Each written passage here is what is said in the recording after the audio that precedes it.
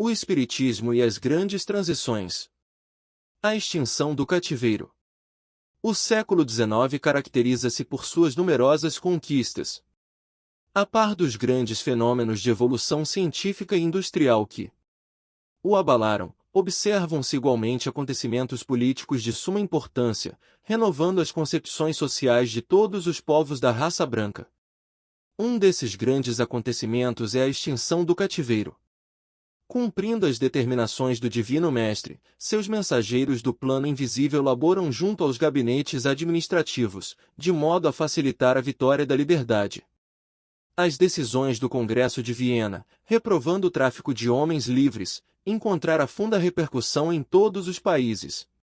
Em 1834, o parlamento inglês resolve abolir a escravidão em todas as colônias da Grã-Bretanha. Em 1850, o Brasil suprime o tráfico africano. Na revolta de 1848, a França delibera a extinção do cativeiro em seus territórios.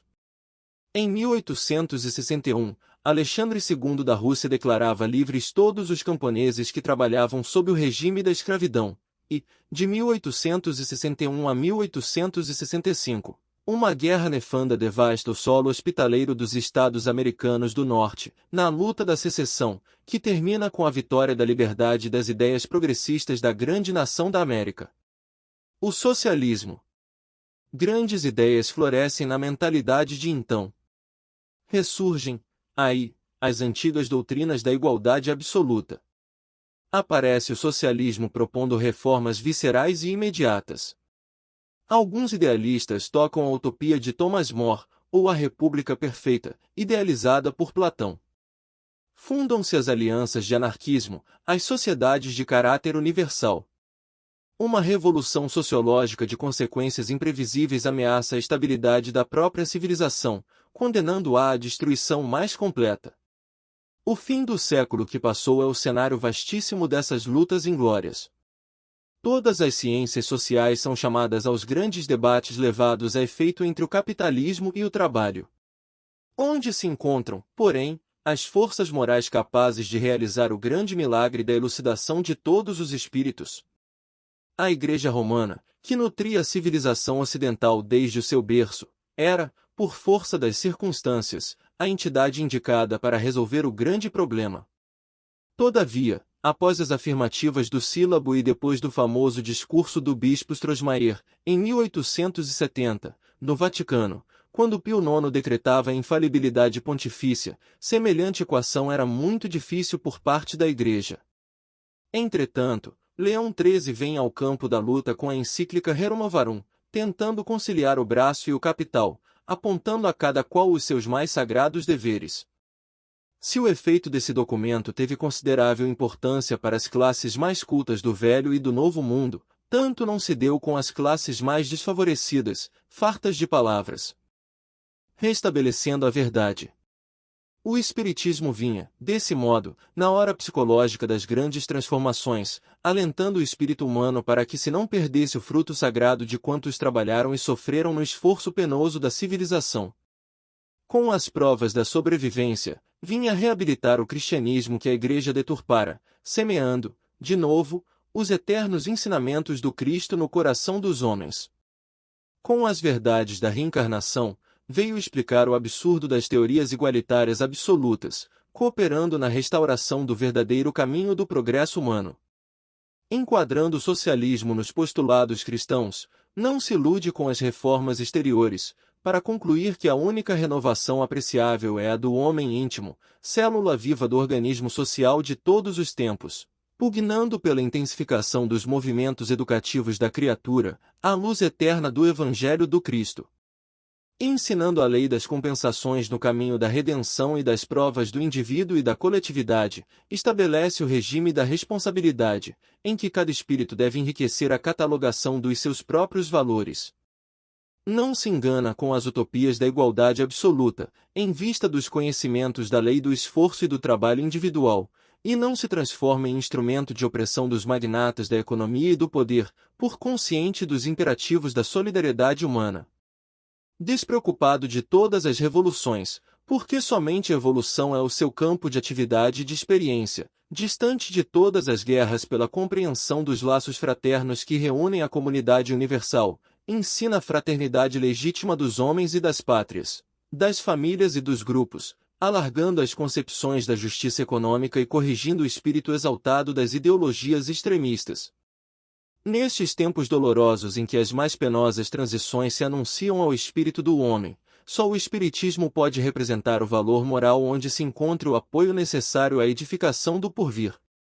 Enquanto os utopistas da reforma exterior se entregam à tutela de ditadores impiedosos, como os da Rússia e da Alemanha, em suas sinistras aventuras revolucionárias, prossegue ele, o Espiritismo, a sua obra educativa junto das classes intelectuais e das massas anônimas e sofredoras, preparando o mundo de amanhã com as luzes imorredoras da lição do Cristo. Defecção da Igreja Católica. Desde 1870, ano que assinalou para o homem a decadência da Igreja, em virtude da sua defecção espiritual no cumprimento dos grandes deveres que lhe foram confiados pelo Senhor, nos tempos apostólicos, um período de transições profundas marca todas as atividades humanas. Em vão o mundo esperou as realizações cristãs, iniciadas no Império de Constantino. Aliada do Estado e vivendo à mesa dos seus interesses econômicos, a Igreja não cuidou de outra coisa que não fosse o seu reino perecível. Esquecida de Deus, nunca procurou equiparar a evolução do homem físico à do homem espiritual, prendendo-se a interesses rasteiros e mesquinhos da política temporal. É por isso que agora lhe pairam sobre a fronte os mais sinistros vaticínios. Lutas renovadoras.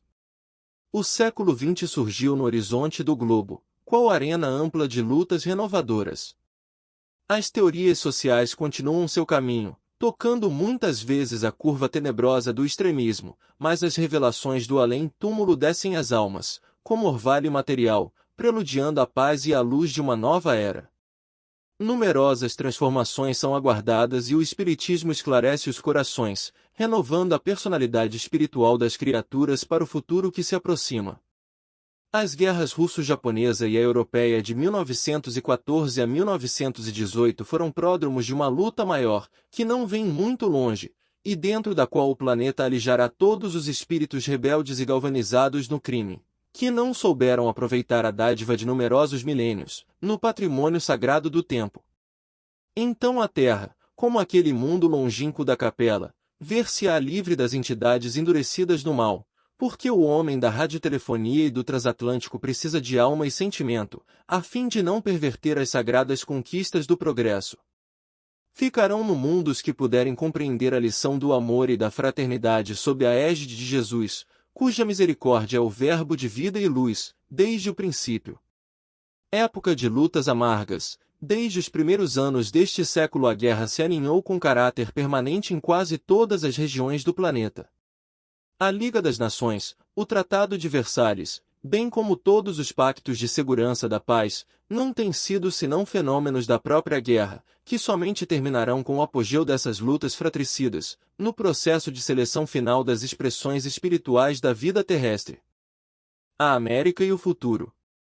Embora compelida a participar das lutas próximas, pelo determinismo das circunstâncias de sua vida política, a América está destinada a receber o cetro da civilização e da cultura, na orientação dos povos por vindouros.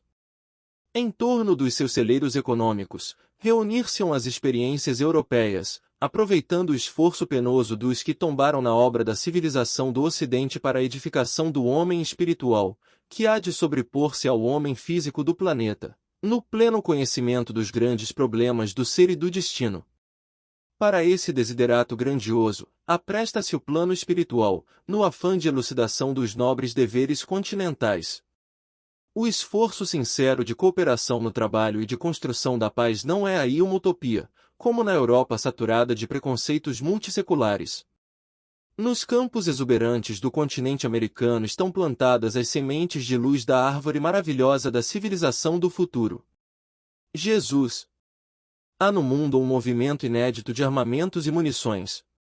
Teria começado neste momento? Não. A corrida armamentista do século XX começou antes da luta de Porto Arthur, em 1904. As indústrias bélicas atingem culminâncias imprevistas. Os campos estão despovoados. Os homens se recolheram às zonas de concentração militar, esperando o inimigo, sem saber que o adversário está em seu próprio espírito. A Europa e o Oriente constituem um campo vasto de agressão e terrorismo, com exceção das repúblicas democráticas, que se veem obrigadas a grandes programas de rearmamento, em face do Moloque do extremismo. Onde os valores morais da humanidade? As igrejas estão amordaçadas pelas injunções de ordem econômica e política.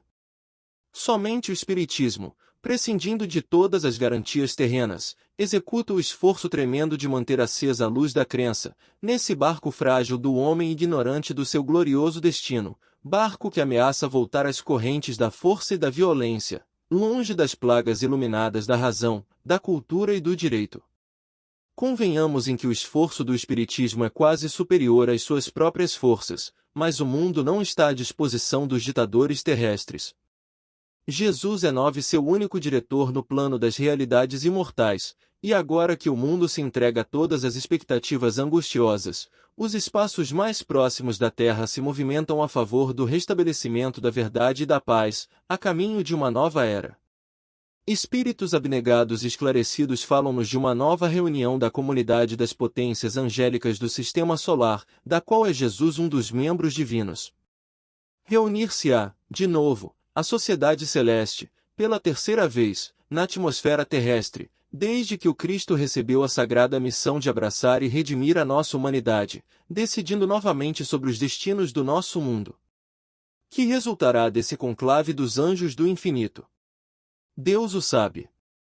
Nas grandes transições do século que passa, aguardemos o seu amor e a sua misericórdia.